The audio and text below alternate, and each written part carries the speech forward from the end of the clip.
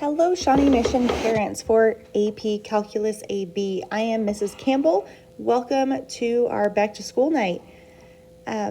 We have a couple of different things that we're going to talk about today. I'm just going to kind of talk you through the syllabus. We are definitely not going to read the whole thing by any means.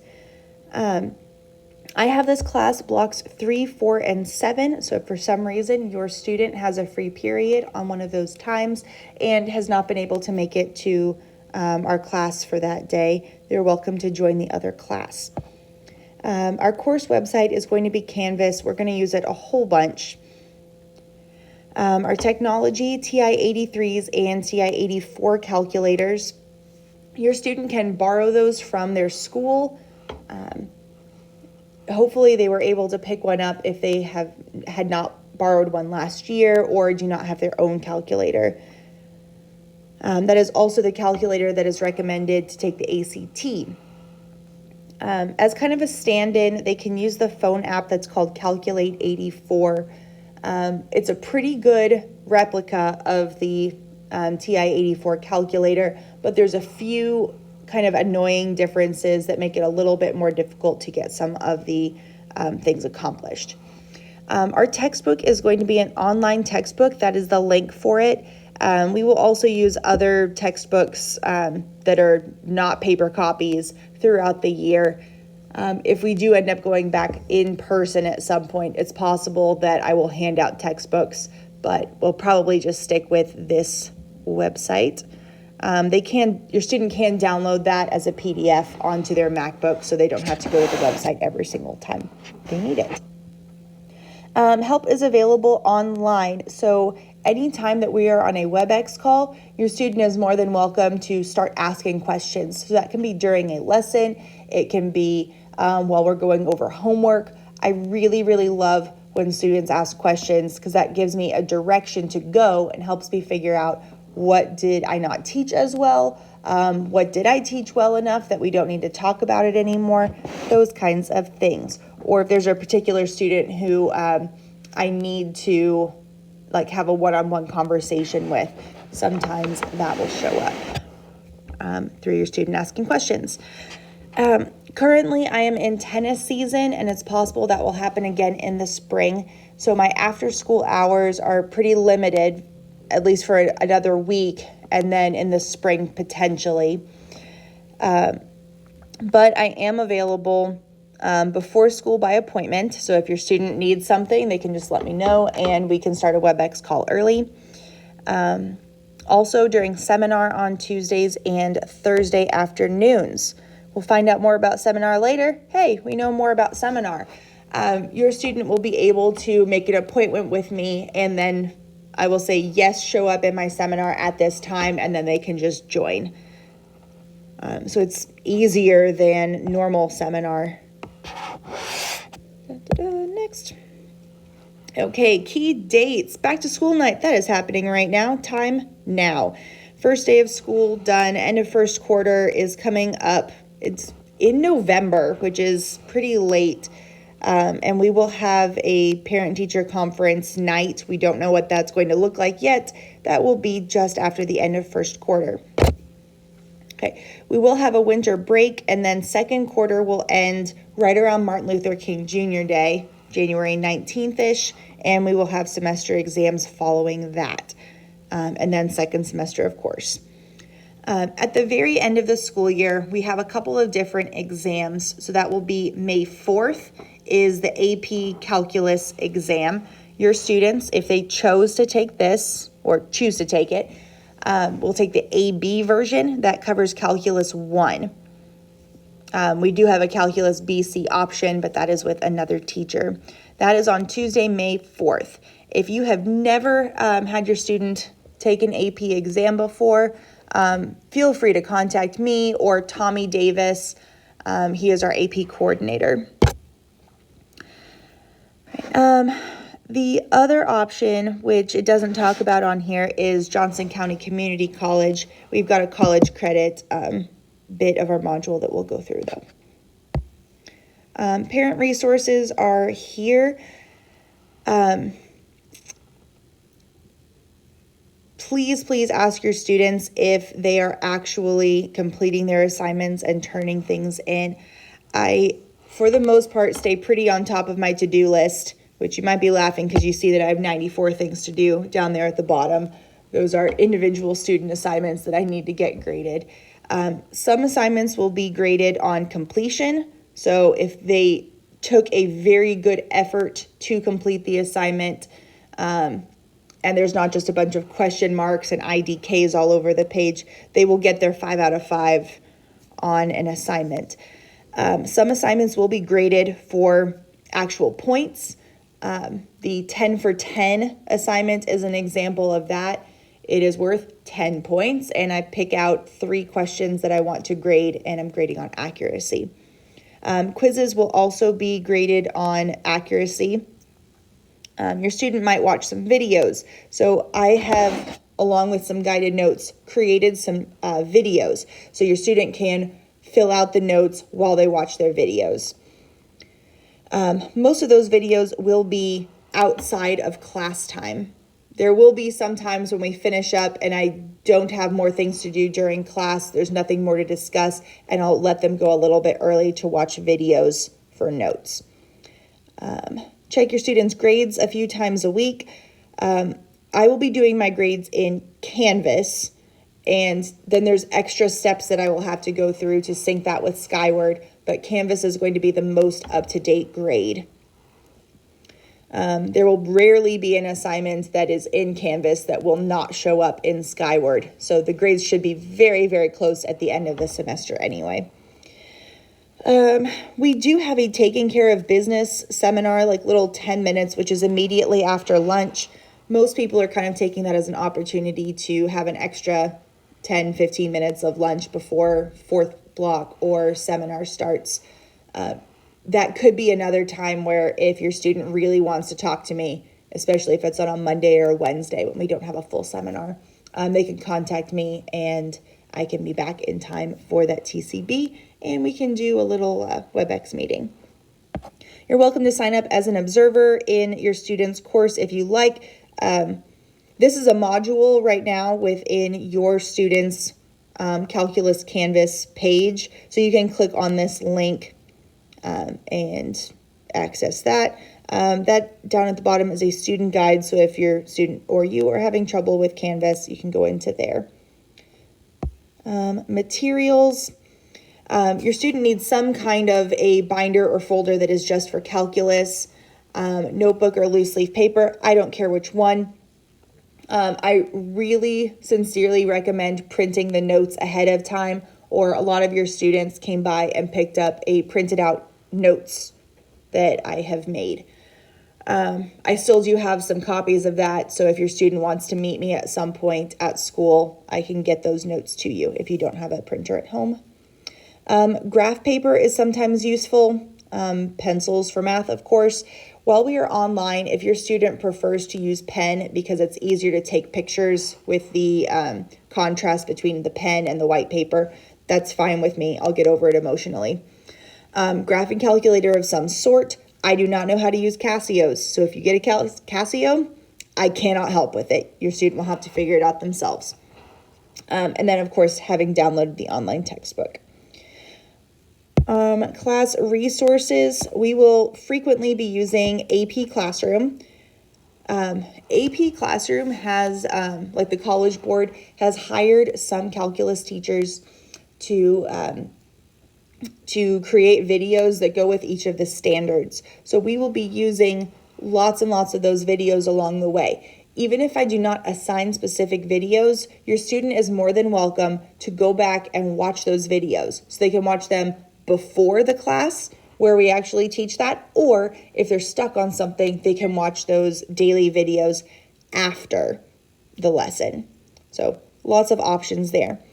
Delta Math is a website. It has assignments that give immediate feedback. So I can pick how many problems I want your student to accomplish. And if they get if the student gets the question wrong, it tells them why they got it wrong, how to do it right, and then it gives them a replacement question. So if I assign 5, they have to get 5 correct in order to get 100% on the assignment. There's the link to the textbook again.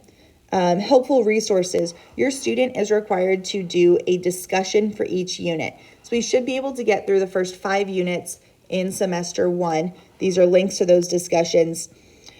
My expectation is that your student makes 5 or more posts throughout the unit. So will just be finishing up unit 1 on Monday and Tuesday next week. So that's going to be the first little bit of October, the 5th and 6th or something. So they will get 2 points for each post they make, whether it's a question or if it's a helpful suggestion or hint to their fellow classmates of how to finish up a problem.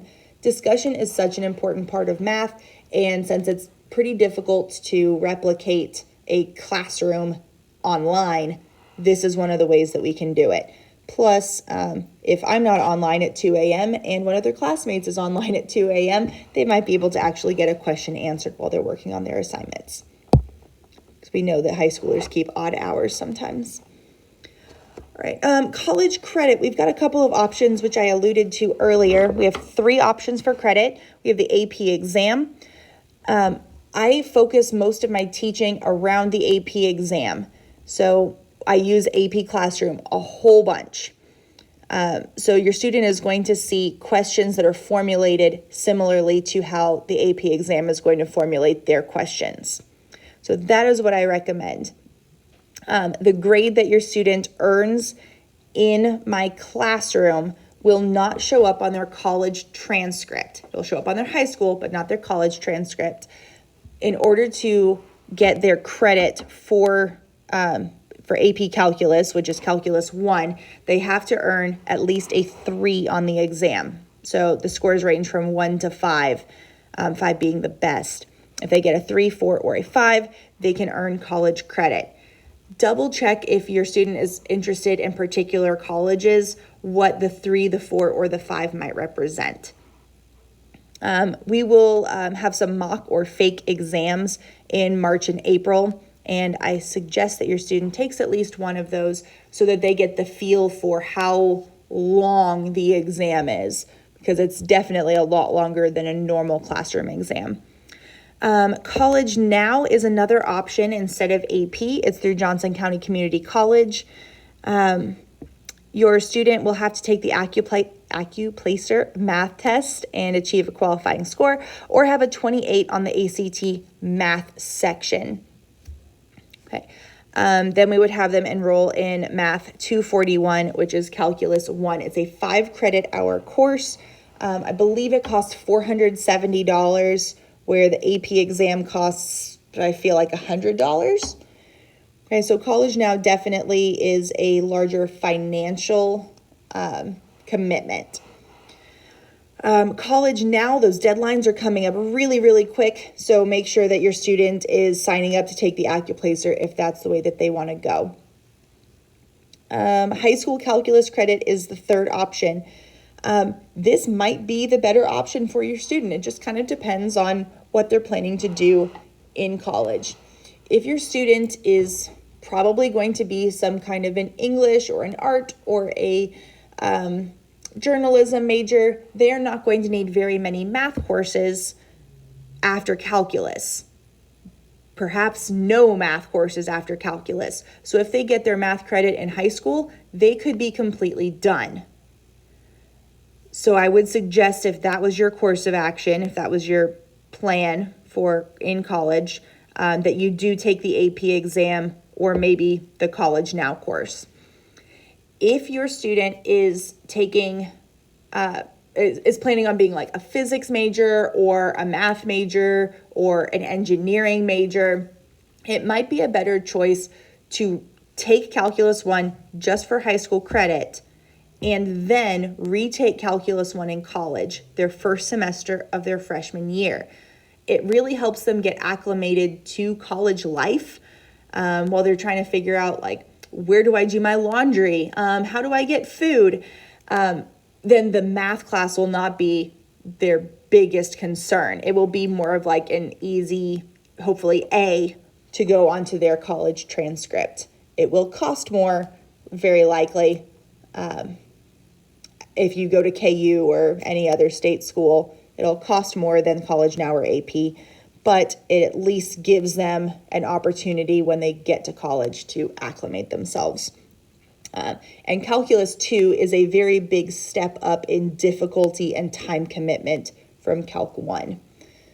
So getting thrown into that as soon as you get into college is kind of tough.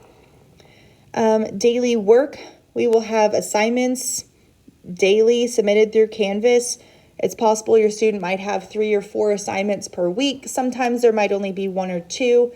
There might be a group assignment where the group works on some set of problems during class, and then one person has them completely written up and submitted for the entire group. I might give some homework quizzes. So homework quizzes, your students can use their homework to help them. I will grade those based on accuracy. Sometimes I will give quizzes through the AP website, so those will be multiple choice. So they can kind of show up whenever. I don't very frequently give pop quizzes, but they could potentially happen. All of assignments and quizzes go into their daily work, which is 30%. Oh, I talk about weighted scale in a minute. Tests will be given through AP Classroom probably this semester.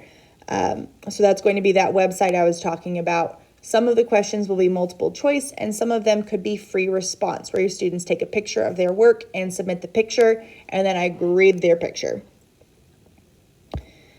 Extra chances. Since this is a college level course, there are no retakes on tests and quizzes.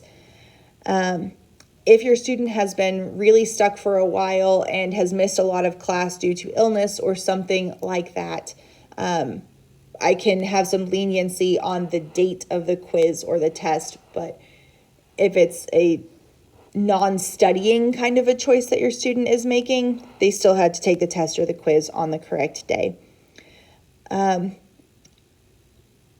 You can turn in late, or your student can turn in late assignments, which is better than not turning things in at all.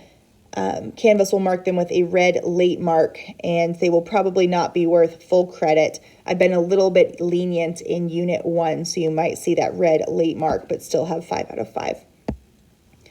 Weighted scale, 70% tests and 30% daily work, which is quizzes and homework, and classwork also kind of falls into that 30%. And then at the end of the semester, 80% of the grade is going to be based off of their cumulative during the semester grade, and then 20% will be from the semester exam. So there will be a semester exam in January, 22nd or something like that. If your student takes the AP exam in May, they are exempt from taking the June second semester final. There is a College Now final that is required. It is worth 20% of their grade. What else? I think that's it. If they take the College Now final, that is their final. They don't then take another final through me. If your student chooses just to do high school credit, they will take a final in June. Expectations, I will be prepared for class and provide meaningful activities. I'll differentiate instruction. So if your student needs something different than another student does, I'm here for that. My job is to make it so that your student gets different activities or extra help. I am knowledgeable of the AP Calculus curriculum. You guys could read. Responsibilities of the students, make sure that you are on time and you bring materials to class every day. Be nice to your classmates in the classroom and online. So if your student and another student have differing opinions on something, polite debate is totally fine. You definitely want to talk through your ideas. Sometimes one method works better than another method. So we just have to talk with each other and be nice to each other. Submit your assignments complete and on time. And a really big one is to seek extra support when you need it. If you don't get extra help, ever in this class, I would be extremely surprised. Everybody needs help. That's part of why we have the discussions, but please, please, please have your student log on to seminar if they need some extra help. I am here. Your student should not be up until like midnight or later every single night poring over calculus for 3 hours. About 20 minutes a night should be fine. They might have to watch a video and then spend 20 minutes, but it shouldn't be large chunks of their life spent on this class. If your student is absent, they're still responsible for the material as if they were in class. I've got the modules set up on Canvas so that they can see exactly what we did on the Monday, Tuesday class in order. So if your student is absent, they should really let me know ahead of time if they know they're going to be absent. That helps me give them extra information, like if I know something's going on, or especially if there's a test or a quiz together. They should check modules for homework and notes, and they should check with a classmate after the class is done. If we have a test or a quiz on the day that your student returns, then they still have to take that test or a quiz. Topics of study. This is the whole list of all of calculus, everything they're supposed to learn. You are welcome to look at that on your own time. And the last little bit is just that calculus is challenging, but it's not impossible. Your student can absolutely do this, and I am here to help them. I love helping students, so let me help them. All right. I want to make this a fun and interesting class for your student. Well, I hope that I actually get to meet you all at some point, and have a great night.